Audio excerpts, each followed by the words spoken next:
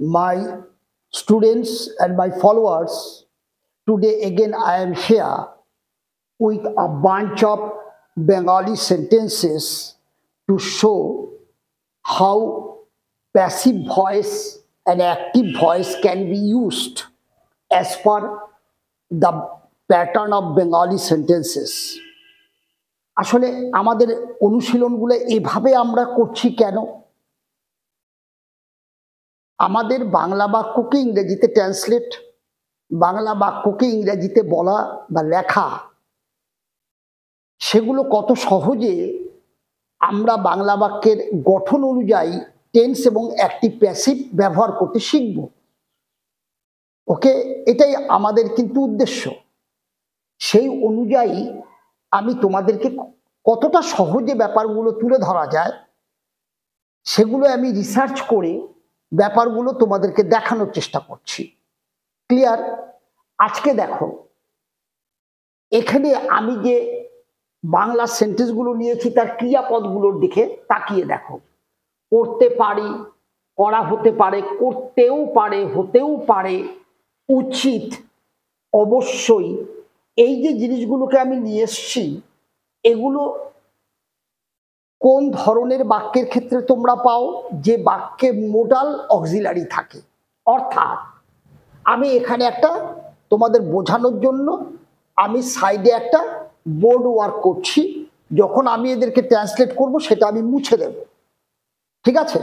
তাহলে দেখো, আমরা মোডাল অক্সিলারি কাদের বলি? মোডাল অক্সিলারি যাদেরকে আমরা বলি, হেল্পিং ভার্ব হিসাবেও তাদেরকে আমরা চিনি। তারা কারা? যেমন মনে করো উইল,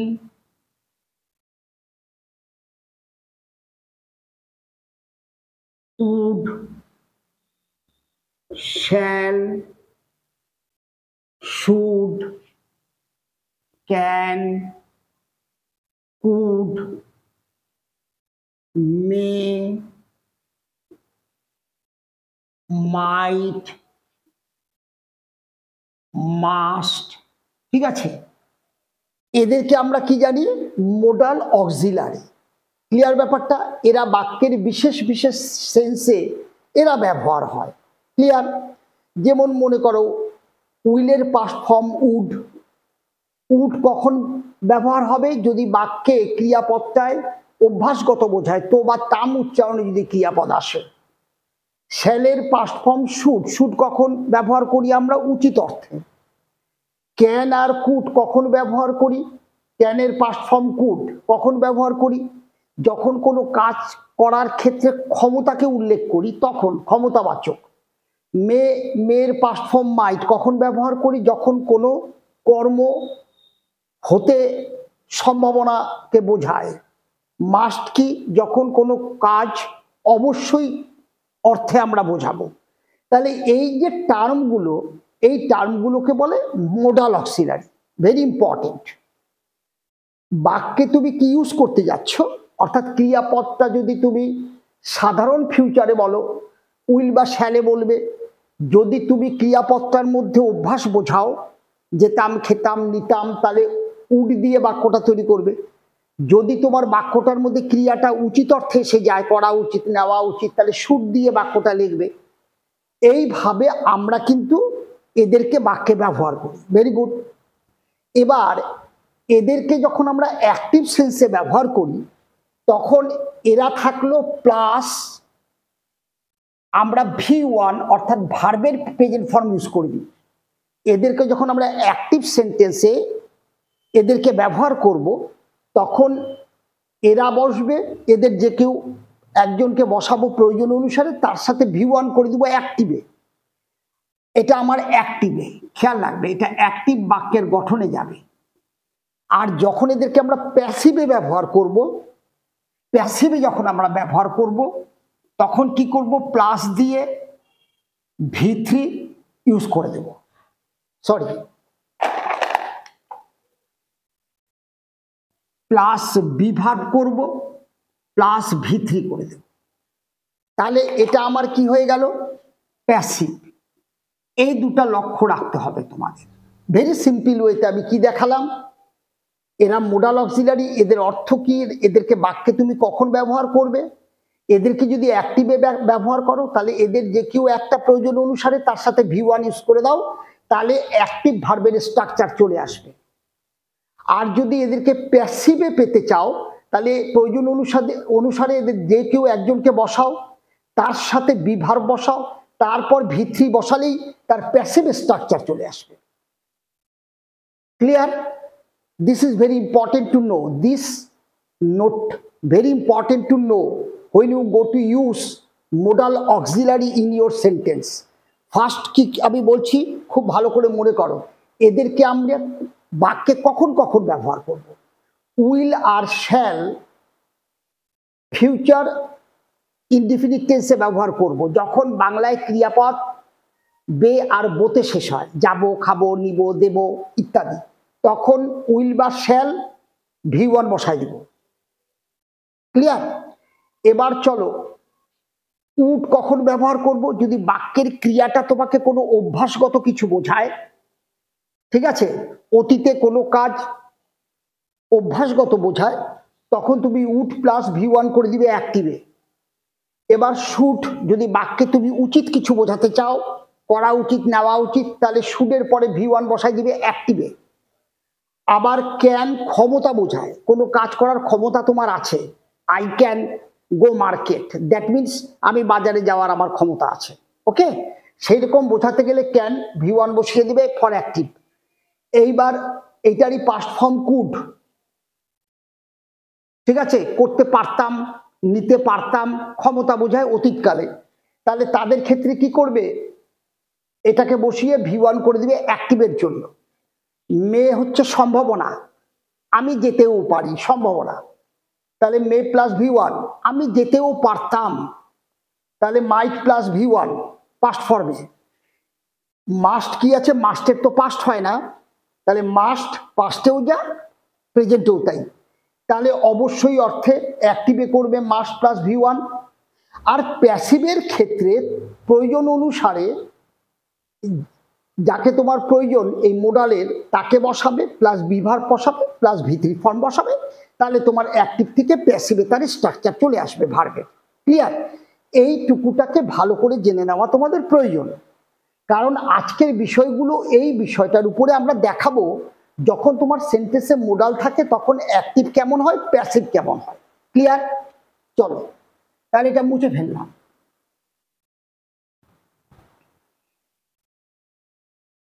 এবার দেখো, আমি কাজটি করতে পারি, তার মানে কাজটি করার ক্ষমতা আমার আছে সেটা বোঝায়।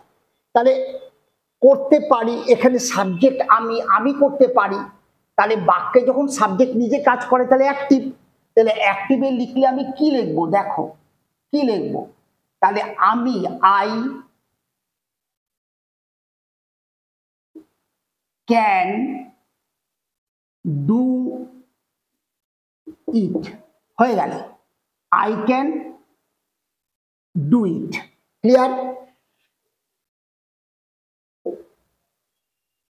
তাহলে আমি এটা করতে পারি, I can do it. Subject বসাও, মোডাল বসাও, মেন ভার্ব বসাও, কারণ মোডাল মানে কি, সে একা তো, মোডাল কখনো that is auxiliary, modal auxiliary helping verb, সে একা বসে না, এ সবসময় মেন ভার্বের আগে বসবে। তাহলে এইটা আমার কাছে হেল্পিং ভার্ব, এটা আমার কাছে মেন ভার্ব, তাহলে আই ক্যান ডু ইট, আমি এটা করতে পারি। আমার দ্বারা কাজটি করা হতে পারে, তাহলে দ্বারা আছে, আর কি আছে, হ আছে। আমরা জানি প্যাসিভ সেন্সে ক্রিয়াটার বাংলা ক্রিয়ার আগে একটা হ উচ্চারণ তোমার থাকবে, সে তোমার বাক্যের মধ্যে হটা নিজে উপস্থিত থাকতে পারে, আবার কখনো হটা উজ্জ অবস্থায় থাকতে পারে, কিন্তু বুঝবে যে এটা প্যাসিভ সেন্সে করতে হবে, কারণ দ্বারা আছে, আমার দ্বারা কাজটি করতে হবে, এখানে কাজটা গুরুত্ব পাচ্ছে। ক্লিয়ার ব্যাপারটা? কাজটিকে আগে সাবজেক্টের জায়গায় বসিয়ে দিতে হবে। তাহলে এইখানে আমি কি করব, দা ওয়ার্ক, কাজটি, দা ওয়ার্ক। ক্লিয়ার? এইবার আসো, এই যে করা হতে পারে, তাহলে করতে পারি, করা হতে পারে। ক্লিয়ার ব্যাপারটা? তার মানে ক্ষমতা বোঝাচ্ছে, তার মানে আমার দ্বারা কাজটি করা হতে পারে। ক্লিয়ার? তার মানে কাজটি করার ক্ষেত্রে আমার ক্ষমতা বোঝাচ্ছে। তাহলে কাজটি দ্য ওয়ার্ক। এবার এটার প্যাসিভ কি করতে বলছি? ক্যান করো। এবার বি ভার্ব করো। এবার এইটার পাস্ট পার্টিসিপল করো। ঠিক আছে? দ্য ওয়ার্ক ক্যান বি ডান, কাজটাকে করা হতে পারে। ক্লিয়ার? এবার কার দ্বারা? আমার দ্বারা। তাহলে বাই মি হয়ে গেল। তাহলে the work can be done by me. Clear? এবার দেখো সে ভালো ফল করতেও পারে, এটা সম্ভাবনা মে দিয়ে আসবে। তাহলে সে নিজে ভালো ফল করতে পারে, কর্তা নিজে কাজটা করছে, কর্তা নিজে করছে। তাহলে আমরা কি দেখতে পাচ্ছি? অ্যাক্টিভে করব, তাহলে হি অথবা সি। ঠিক আছে? তাহলে সম্ভাবনা বুঝাইলে কি বসাতে হবে? মে। করতে ও আছে, তাহলে হি মে। এবার ভার্বের প্রেজেন্ট ফর্ম বসায় দাও V1। ক্লিয়ার? এটা আমার হেল্পিং ভার্ব বসে গেল মোডাল, তাহলে he may make a good result. A good result. ঠিক আছে? এইবার দেখো তার দ্বারা ভালো ফল করা হতে পারে, করা হতেও পারে। এখানে হ চলে আসছে, বাংলা ক্রিয়ার আগে যদি হ চলে আসে করা হতেও পারে, তাহলে তুমি বুঝবে এটা প্যাসিভে করতে হবে। প্যাসিভ মানে হ উচ্চারণে ক্রিয়াপদ, আর অ্যাক্টিভে সেই ক্রিয়াপদটা করা উচ্চারণে থাকে। তাহলে তার দ্বারা, দ্বারা আছে, তাহলে এখন গুরুত্ব পাচ্ছে কে? ভালো ফল। ক্লিয়ার ব্যাপারটা? একে সাবজেক্টে বসিয়ে দিতে হবে। কেন? একে এখন গুরুত্ব দেওয়া হচ্ছে, একে করা হতে পারে। ক্লিয়ার? তাহলে ভালো ফল, তাহলে শুরু করলাম আ good result. A good result. ঠিক আছে? এইবার আসো, আমার মে বসা দিলাম, তারপরে প্যাসিভের জন্য বি ভার্ব, এইটার থার্ড ফর্ম। তাহলে কি লিখলাম? A good result may be made. একটা ভালো ফলকে করাও হতে পারে, এটা প্যাসিভ ফর্ম। ঠিক আছে? এবার তার দ্বারা, তাহলে কি লিখবো? By him. ক্লিয়ার ব্যাপারটা? তাহলে দেখো প্রথমটা আই ক্যান ডু ইট। আচ্ছা, আমি কাজটি করতে পারি, এইখানটায় ইট হবে না, এখানে কি করে দিব? কাজ আছে, I can do the work. Clear? এবার আসো, তুমি যখন এটা অ্যাক্টিভে আছে, আমরা বলছি এটা অ্যাক্টিভ, এইটাকে যখন প্যাসিভে করবে, তাহলে এইটা তোমার কাছে কি ছিল? অবজেক্ট ছিল। এইটা তোমার কাছে কি ছিল? সাবজেক্ট ছিল। অবজেক্টটাকে তুমি কোথায় নিয়ে আসছো? এখানটায়। আমরা প্যাসিভে জানি অবজেক্টটাকে সাবজেক্টের জায়গায় বসাতে হয়, তাহলে দ্য ওয়ার্ক। তারপরে ক্যান ডু এর প্যাসিভ ফর্ম ক্যান বি ডান, আগেই দেখিয়েছি, দ্য ওয়ার্ক ক্যান বি ডান। এবার বাই বসালে এই সাবজেক্টটা আমার কাছে অবজেক্টে চলে আসছে। ক্লিয়ার? এভাবেই আমরা প্যাসিভ করি। এবার চলো, সে ভালো ফল করতেও পারে, এটা তোমার কাছে সাবজেক্ট। হি মে মেক, এটা তোমার ভার্বের অংশ। এ গুড রেজাল্ট, এটা তোমার কাছে অবজেক্ট। তাহলে দেখো তুমি যখন প্যাসিভ করছো, তাহলে এ গুড রেজাল্টটা আমার সাবজেক্টের জায়গায় চলে আসছে। ক্লিয়ার? তারপরে মে মেকের প্যাসিভ ফর্ম কি আছে? May be done, may be made, এটা V3। ঠিক আছে? তাহলে আমরা মে মেকের প্যাসিভ স্ট্রাকচার আগেই দেখিয়েছি, মে বি মেড। ক্লিয়ার? এবার বাই হিম, এই হিটা হিমে কনভার্ট হয়ে এখানে চলে আসছে। তার মানে আমরা কি করছি? অবজেক্টটা সাবজেক্টের জায়গায়, সাবজেক্টটা অবজেক্টের জায়গায়, তার আগে আমাদের প্রয়োজন অনুসারে প্রিপোজিশন বাই বলো, উইথ বলো, এটসেট্রা। ঠিক আছে? তাহলে এইভাবে আমরা অ্যাক্টিভ থেকে প্যাসিভও শিখে নিচ্ছি যে কিভাবে এই সব বাক্যের অ্যাক্টিভ প্যাসিভগুলো করে। এবার চলো, তার বাবাকে তার শ্রদ্ধা করা উচিত, তাহলে তার করা উচিত শ্রদ্ধা তার বাবাকে। তাহলে এখানে সেই তার বাবাকে শ্রদ্ধা করবে, তার মানে এটা আমার অ্যাক্টিভে আছে। তাহলে আমি কি লিখবো? সে শ্রদ্ধা করবে তার বাবাকে, মানে তার শ্রদ্ধা করা উচিত।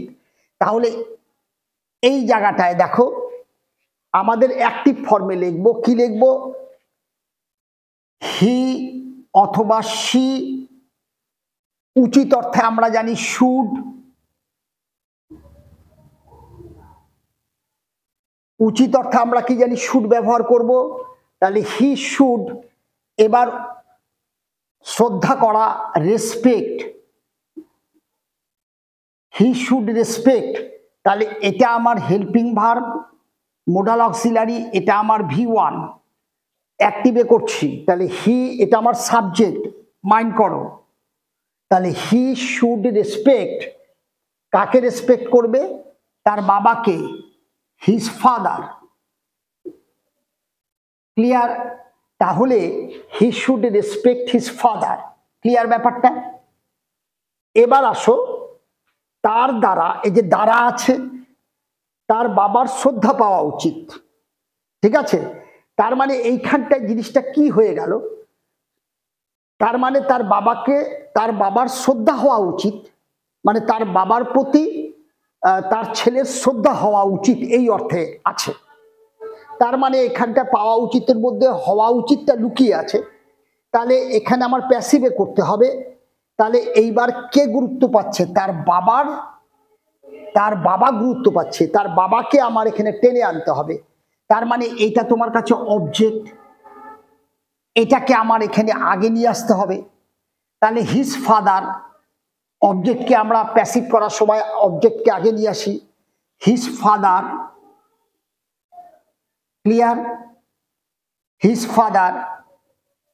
এবার আসো, এইটুকু জায়গার প্যাসিভ স্ট্রাকচারটা কি হবে? শুড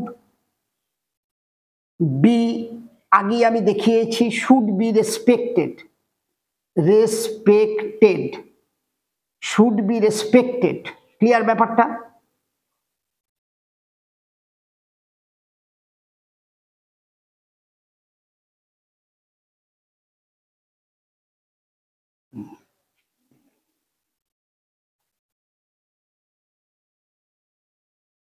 শুড বি রেসপেক্টেড,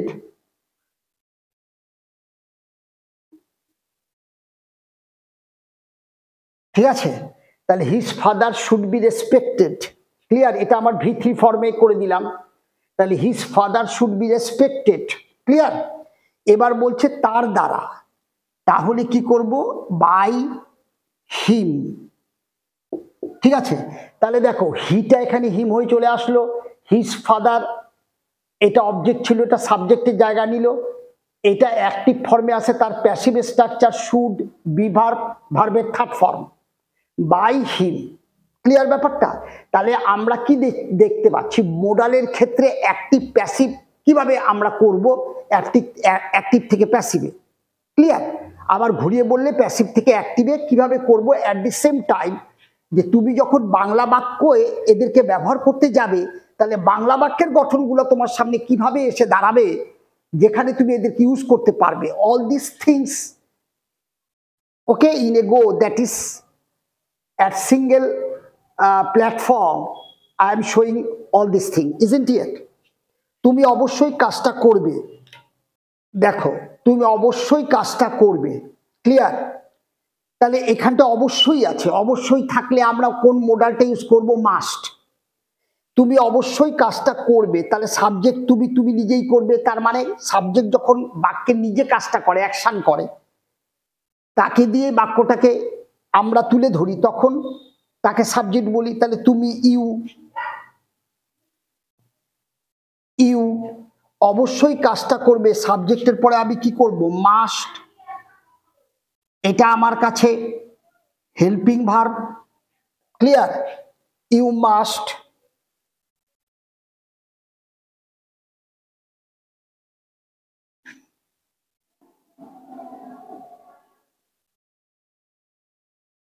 এটা আমার কাছে হেল্পিং ভার্ব।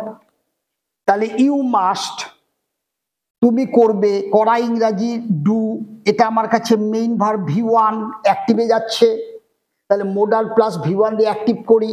তাহলে ইউ মাস্ট ডু কাজটা, দা ওয়ার্ক। ক্লিয়ার?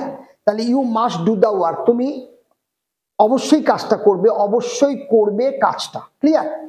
এবার কাজটি তোমাকে করতেই হবে। আবার আমার কাছে চলে আসলো, তার মানে আমাকে করতেই হবে, প্যাসিভ সেন্সে করতে হবে। আর এখানটায় রস্যই আর রস্যইর জন্য আমার মাস্ট ইউজ করতে হবে, তাহলে কাজটি গুরুত্ব পাচ্ছে। তার মানে দ্য ওয়ার্ক আমার কাছে অবজেক্ট, আর ইউ হচ্ছে আমার কাছে সাবজেক্ট। তাহলে দেখো আমাকে প্যাসিভ করতে হবে, কাজটি অটোমেটিক্যালি গুরুত্ব পাচ্ছে। তাহলে দ্য ওয়ার্ক নিয়ে চলে আসো, দ্য ওয়ার্ক সাবজেক্টের জায়গা নিয়ে নিল, অবজেক্টটা সাবজেক্টে বসে গেল। এবার এই ভার্বের এই অ্যাক্টিভ ফর্মের প্যাসিভ স্ট্রাকচার আগেই আমি দেখিয়েছি, মাস্ট বি ডান, এটা আমার V3। এই স্ট্রাকচারটা প্যাসিভের, এটা অ্যাক্টিভের, তাহলে এর প্যাসিভ স্ট্রাকচার বসিয়ে দিলাম, the work must be done by you, তোমাকে করতে হবে। তাহলে এই ইউটা আমার অবজেক্টে চলে গেল, ঠিক আছে? তাহলে the work must be done by you. Clear? তো এইভাবে একটা জিনিস বোঝো, আমরা কি কি আজকে শিখলাম। আমরা শিখলাম মোডাল ভার্বগুলো, যাদেরকে আমি ক্লাসের শুরুতেই দেখালাম আমার বাদিকে, তাদেরকে বাংলা বাক্যের কোন কোন উচ্চারণে তাদেরকে আমরা ব্যবহার করব সেটা বলছি। আর কি বললাম, তাদের অ্যাক্টিভ গঠন কি, বাক্যটা যখন বাংলায় অ্যাক্টিভে আসবে তখন তুমি ইংরেজিতে তার স্ট্রাকচারটা কিভাবে লিখবে ভার্বের। বলছি যে কোনো প্রয়োজন অনুসারে বাংলা ক্রিয়ার উচ্চারণের প্রয়োজন অনুসারে মোডাল ইউজ করো প্লাস V1 ইউজ করো, তাহলেই তোমার অ্যাক্টিভ ভার্বের স্ট্রাকচার চলে আসবে। এবার যদি তাদেরকে তোমার প্যাসিভ করার প্রয়োজন পড়ে, বাংলা বাক্যের ক্রিয়া যদি তোমাকে প্যাসিভ সেন্স দেয়, তাহলে প্যাসিভটা করতে গেলে তুমি কি করবে, ওই অ্যাক্টিভ যে বাক্যটা লিখেছো সেই অ্যাক্টিভ বাক্যের সাবজেক্ট ভার্ব অবজেক্ট, অবজেক্টটাকে সাবজেক্টের জায়গায় আনো, সাবজেক্টটা নিয়ে যাও অবজেক্টের জায়গায়। আর ওই মোডালের অ্যাক্টিভের যে প্যাসিভ স্ট্রাকচার আমি তোমার শুরুতেই দেখিয়েছি, যে প্রয়োজন অনুসারে যে কোনো একটা মোডাল দাও, তারপরে বি ভার্ব দাও, তারপর ভার্বের থার্ড ফর্ম দাও, তাহলে তার প্যাসিভ ফর্ম চলে আসবে, সেটা আমরা বসিয়ে দিলাম। এইভাবে আমরা একাধারে শিখলাম যে মোডালের অ্যাক্টিভ বাক্যের স্ট্রাকচার কি, প্যাসিভ বাক্যের স্ট্রাকচারটা কি, সেটা শিখেছি। আর একটা হচ্ছে এই অ্যাক্টিভ প্যাসিভ এই বাক্যগুলো আমরা বাংলা বাক্যের কি কি চরিত্র তোমাদের সামনে এসে দাঁড়ালে তাদেরকে তুমি ব্যবহার করবে, সেটাও আমি বাংলা বাক্যর উদাহরণ ধরে ধরে তোমাদেরকে দেখালাম, যে বাক্যগুলো বাংলায় এই রকম ভাবে আসলে তোমরা কখন মোডাল ভার্বের অ্যাক্টিভ বাক্য, কখন মোডাল ভার্বের প্যাসিভ বাক্য তোমাদের লিখতে হবে, বাংলা বাক্যের কোন কোন প্রয়োজনে এদেরকে তুমি লিখবে, সেটা নিয়েও আজকের আলোচনা হল। ক্লিয়ার ব্যাপারটা? আশা করি ক্লাসটা তোমাদের কাছে পরিষ্কার হয়েছে।